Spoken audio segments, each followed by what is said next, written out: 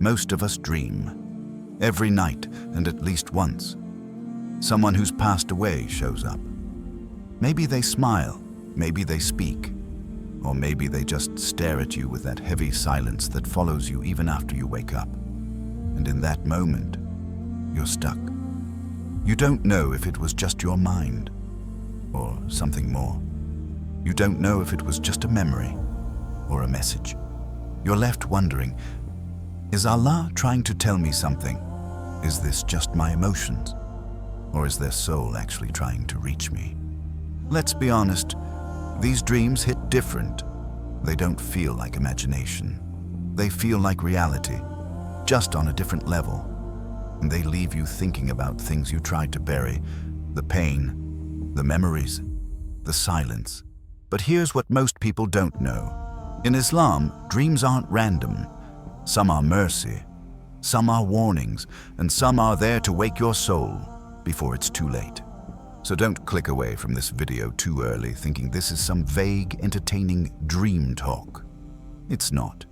This is personal. This is spiritual. And this might be exactly what your heart has been searching for. Because once we understand how Islam views these dreams, we don't just get answers about the past. We learn how to heal for the future. There are nights where you go to sleep feeling like you're finally okay. And then they show up. The person you lost. The one you thought you had accepted was gone. Maybe it's been months. Maybe it's been years. But somehow, their presence in your dream hits you like it happened just yesterday. And it doesn't feel fake. It doesn't feel like a memory replay. It feels real, as if Allah gave you one more meeting, just without the noise of the world. You wake up with a lump in your throat, unsure whether to cry or smile. You don't even know why you saw them. You just know it wasn't random. And you're right, because not all dreams are imagination. Not all moments are meaningless. Sometimes it's mercy, a personal, quiet mercy from the one who knows your heart was missing something no one else could fill. You see, grief doesn't always show up through tears. Sometimes it shows up as a smile you force during dinner, or the silence you carry when everyone else is laughing. And when you're holding all that weight inside, Allah, out of His mercy, may ease it in a way no one else can. Allah Almighty may not send you a therapist. Allah subhanahu wa ta'ala may not send you a perfect quote.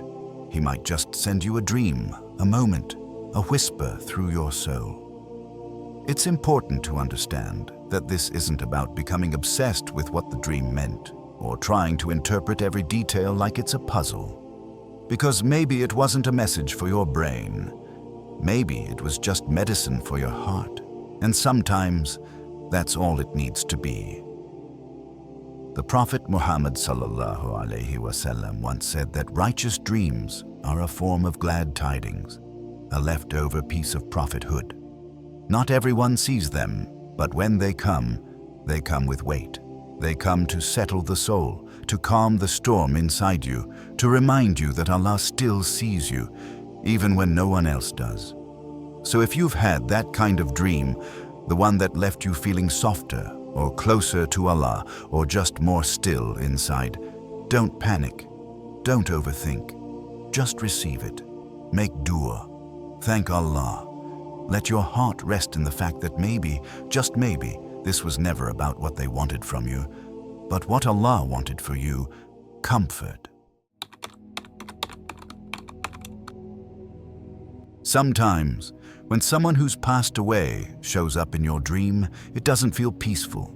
It feels strange, unsettling. Maybe they look tired. Maybe they don't speak. Maybe they ask for water, or mention a place you've never heard of, or just keep repeating the same phrase. And you wake up with this strange heaviness, like they were trying to tell you something, but you don't know what. In our culture today, people either go to extremes. They either obsess over the dream and chase random interpretations on Google or TikTok, or they brush it off completely, like it means nothing. But in Islam, there's balance. There's a real possibility that this kind of dream isn't just your imagination. It might be a reminder that you can still do something for them. Because when someone dies, their deeds stop, but your love for them doesn't have to. The Prophet ﷺ taught us that one of the things that continues to benefit a person after their death is a righteous child who makes dua for them. That means your sincere prayer could reach them when nothing else can. Your charity on their behalf could bring them light in the grave. Your Quran recitation, your dua, your sadaqah, it counts, even if they never asked for it while they were alive. Maybe this was their soul's way of asking for it now. Think about it. How many people leave this world with unfinished business? How many leave with debts, broken relationships, or missed obligations?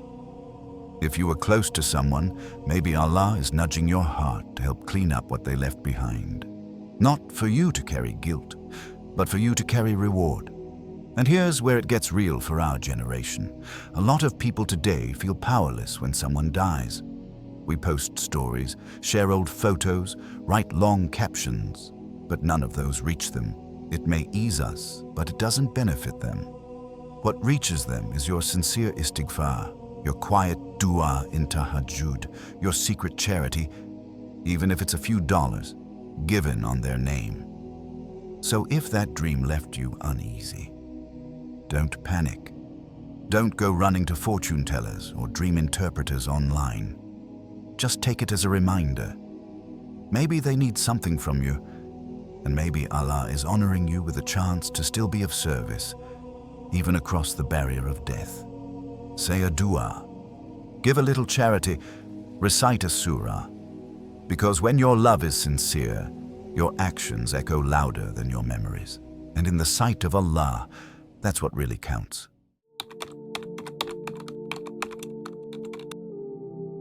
Let's pause for a moment and get one thing straight. Not every dream is divine. Just because you saw something emotional or vivid or disturbing doesn't automatically mean it came from Allah. In fact, one of the biggest mistakes people make today is assuming that every dream carries a spiritual message, when in reality, many are just noise, or worse, deception. The Prophet Muhammad ﷺ made this clear. In a hadith reported in Sahih Muslim, he taught us that dreams come from three sources. 1. Rahmani, from Allah, a gift of guidance, comfort, or insight. 2. Nafsani, from your own self, shaped by your emotions, thoughts, and memories. 3. Shaytani, from Shaytan, designed to confuse, frighten, or distract you from the truth.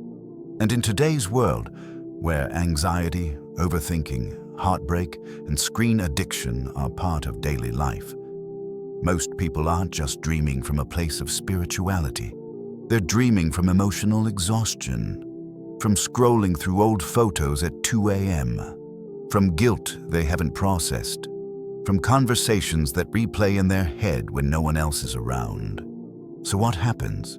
You dream of someone who passed away, but in the dream, they look angry, or they're in a dark place, or something just feels off. You wake up panicking, thinking maybe they're being punished, or that Allah is angry at you, or that you did something wrong. But here's the truth. That dream might not be from Allah at all. It might be from Shaytan. Shaytan knows exactly where your emotional wounds are, and he knows how to poke them in ways that make you spiral. He'll take your fears and shape them into disturbing dreams. He'll take your guilt and replay it like a horror film in your sleep. And if you don't understand where it's coming from, you'll believe it's a sign from Allah, when it's really a trap from Shaytan. So how do you know the difference? Dreams from Allah are usually clear, calm, and leave your heart feeling at peace, even if the message is serious. Dreams from your nafs often feel chaotic, random, or deeply tied to your recent thoughts and emotions. And dreams from Shaytan, they often include fear, sadness, strange or inappropriate images, or just leave you waking up in a state of despair or dread. That's why the Prophet Muhammad ﷺ told us, a good dream is from Allah, and a bad dream is from Shaytan. So if any one of you sees something he dislikes, let him spit lightly to his left 3 times and seek refuge in Allah, and it will not harm him. That's the Sunnah. That's how we protect our minds from being toyed with in the middle of the night. So the next time you see a strange dream, especially one that feels dark, inappropriate, or terrifying, stop. Don't panic. Don't assume it means something horrible. Just seek protection. Recite Ayatul Kursi. Say A'udhu Billah. Go back to sleep. Because not every dream is a message from Allah. Some are Shaytan's whispers, dressed in the face of someone you once loved.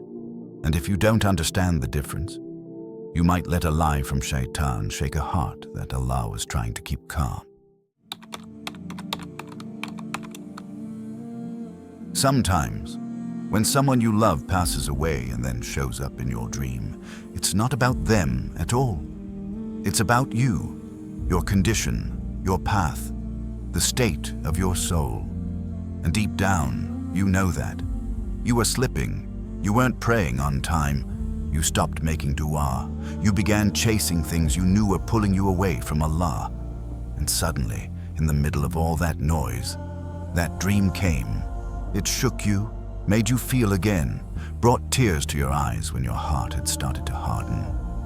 And that's no coincidence, that's mercy. In a world that moves fast, with deadlines, distractions, endless scrolling, meaningless relationships, Allah has ways of slowing you down, of pausing your heart long enough to make you feel again. And sometimes that pause comes through a dream. It's not random. It's not some spooky encounter. It's a mirror, a quiet confrontation, a divine nudge saying, where are you going? Who are you becoming? Are you living a life that would make you proud if you were the one being remembered? We don't like to think about death until we're forced to, but seeing someone in your dream who has already left this world forces you to face the fact that you will too. It makes everything feel fragile again. And that discomfort, it's a gift. Because some dreams aren't meant to comfort you. They're meant to wake you up, to shake the sleep off your soul before it's too late, to remind you that this life is short, and the people you buried are waiting for their akhirat to begin. What about you? And here's the irony. Sometimes the very person you see in that dream used to advise you, or care for you, or remind you of Allah when you forgot. And now, years later, when you're far from where you used to be, they show up again, not with words, not with lectures, just with presence. And somehow, you know what they're saying without them saying anything. It's like Allah is sending you a message without words, a spiritual tap on the shoulder, a reminder that says, you still have time. Don't waste it. Return before it's your turn to be remembered. And maybe that's why Allah let you see them, not because they needed it, but because you did.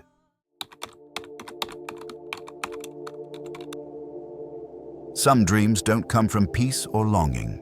They come from pain, the kind of pain that never really got closure. Maybe you had an argument before they died.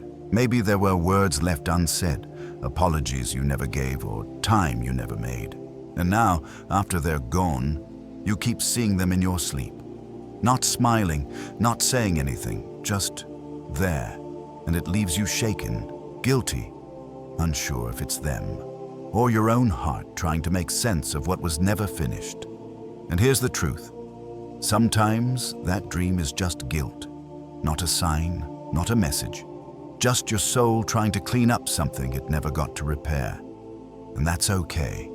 It's part of being human. In our modern lives, we're constantly busy. We delay conversations. We assume we'll get another chance. We bury feelings under "I'm too tired" or "I'll call them later," until one day, we don't get to. So what happens? The guilt lingers. It doesn't scream. It just stays, quietly. And it finds a way to surface again. And one of those ways is through your dreams. But here's where Islam is a gift. You're not powerless. Death might close the door on this world, but it doesn't close the door on your responsibility or your ability to still do good for them. If you're feeling regretful, use that as fuel. Make sincere dua for them. Give charity in their name. Visit their grave and make istighfar. Reach out to someone they loved and bring them ease. Because in Islam, your good deeds can still reach them. The Prophet ﷺ said, when a person dies, all his deeds end except three: a continuing charity, beneficial knowledge, and a righteous child who prays for him. Even if you weren't their child, be that righteous person who remembers them in your sujood. Because dua is not limited by blood, and Allah sees sincerity more than He sees biology. And if you wronged them, ask Allah to forgive you. That's real tawbah. That's real closure, because sometimes the only thing heavier than death is the guilt of not making peace while you had the chance. But Allah is merciful. He allows us to still bring light to those we lost, even if our last words to them were silence, even if our last memory of them was a mistake, even if the dream you saw left you in tears, not because of fear, but because of regret. So if your guilt is chasing you in your sleep, don't run. Face it, heal through it, use it to become better, and trust that Allah sees your effort, and your sincerity might reach them in ways your words never did. Let's be real. Some of us are so caught up in distractions that 1,000 reminders could pass us by, and we'd still scroll, still avoid, still delay. Our hearts are numb. Our ears are blocked. And sometimes, the only thing that cracks through the surface is emotion. Not lectures, not rules, just emotion. And that's exactly why some dreams hit differently. When someone you love shows up in your dream and says something that shakes you, something you needed to hear, it's easy to get confused. You start wondering, were they trying to tell me something? But the truth is deeper than that. In Islam, we don't believe the dead have the power to visit you by their own will. They don't travel between worlds to send advice. But Allah has full control. And sometimes, He delivers a message to your soul through the face of someone you loved because He knew that's the only way you'd listen. And here's the thing, the person in the dream may not even speak. Maybe they just look at you. Maybe they walk away. Maybe they say one sentence that burns in your heart for days. But instead of obsessing over what they meant, pause and ask yourself, why did that hit me so hard?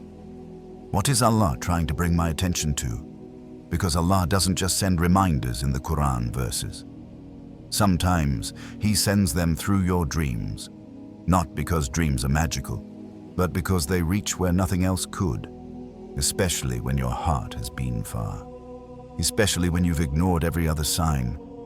And let's be honest, you wouldn't have listened if it came through a YouTube video. You wouldn't have cried if it came through a book. But when it came from the one you lost, it disarmed you. And that's the point. It softened you enough to hear what Allah was always trying to say, come back to me. So no, the dream wasn't shirk. It wasn't haram. It wasn't the dead talking to you. It was Allah reminding you, in the gentlest, most personal way, that He hasn't given up on you yet. And if it made you feel something real, then let that feeling pull you toward change. Not paranoia, not obsession, but a quiet, steady return to the one who never needed words to speak to your heart. There's a certain kind of silence that follows you after seeing someone who passed away in a dream. You can go about your day, breakfast, scrolling, errands, but it lingers. Not fear, not exactly sadness, just a weight. A feeling that everything you're chasing suddenly feels too loud, too temporary, too hollow. And that's not a coincidence. Because sometimes Allah lets you see someone from the next world to remind you, you're heading there too. It's easy to forget in this world, where likes matter more than prayers, where deadlines feel more urgent than death, where we plan everything except our ending. But when that person shows up in your dream, something shifts. Suddenly, the dunya doesn't feel as permanent. The petty arguments lose their power. The sins don't taste as sweet. And that's the whole point. Allah said in the Quran, "Every soul shall taste death." But most of us read that and move on. We don't feel it until it touches us. Until we attend a janazah, or bury a friend, or have a dream where someone we love, someone we thought would always be here, stands in front of us again. And even though it's not real life, the feeling is real enough to break us open. Because Allah knows what softens you, what wakes you up, what brings you back. And maybe Allah let that dream happen, not to scare you, but to guide you, to help you reevaluate your choices, to help you reflect on where your own soul is going. Because whether we like it or not, you and I, we're next. We just don't know when. And here's the truth most people avoid. You will either be the one missing someone, or someone will be missing you. So what kind of legacy are you building right now? What memories are you leaving behind? What will your loved ones see when they dream of you? Because these dreams, these quiet, painful reminders, are not here to romanticize death. They're here to help you live better before your final breath. So don't let the moment pass. Don't shake it off like it's just weird. Sit with it. Let it remind you. Let it make you softer, braver, and more aware of what matters. Because the person you saw in that dream once stood where you're standing now. And one day, someone will stand where you are, praying for you, dreaming of you. Let that thought humble you, not break you. If you've made it this far, my brother, my sister, know this wasn't just a video about dreams. It was a message about life, about the parts of you that are still healing, still confused, still hoping. Because the truth is, the people we saw in our sleep are gone, yes, but we're not. We're still writing our story. So don't leave this reminder thinking you need to chase dream meanings or fear every night you see someone who passed. That's not what Islam teaches us. This deen is built on clarity, balance, and trust in Allah, not superstition. What Islam teaches is this: when you see something that moves your heart, pause, reflect, ask Allah if it's a sign, ask Him for protection, but don't obsess, don't fear the dead. Fear forgetting your own ahira. Because your dreams aren't always about others. Sometimes they're about you, about where your soul is, about what your heart is holding, about what Allah is gently trying to remind you without even using words. And if you've been feeling broken, confused, or even guilty after seeing someone you lost, don't let that pain go to waste. Turn it into dua. Turn it into charity. Turn it into a reason to return to Allah before your name is the one someone else dreams about.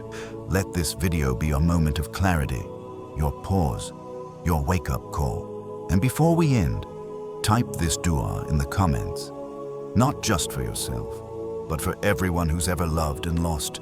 Ya Allah, grant peace to those we lost, and guide the living back to you before it's too late. If that touched your heart, type it below to remind someone else they're not alone.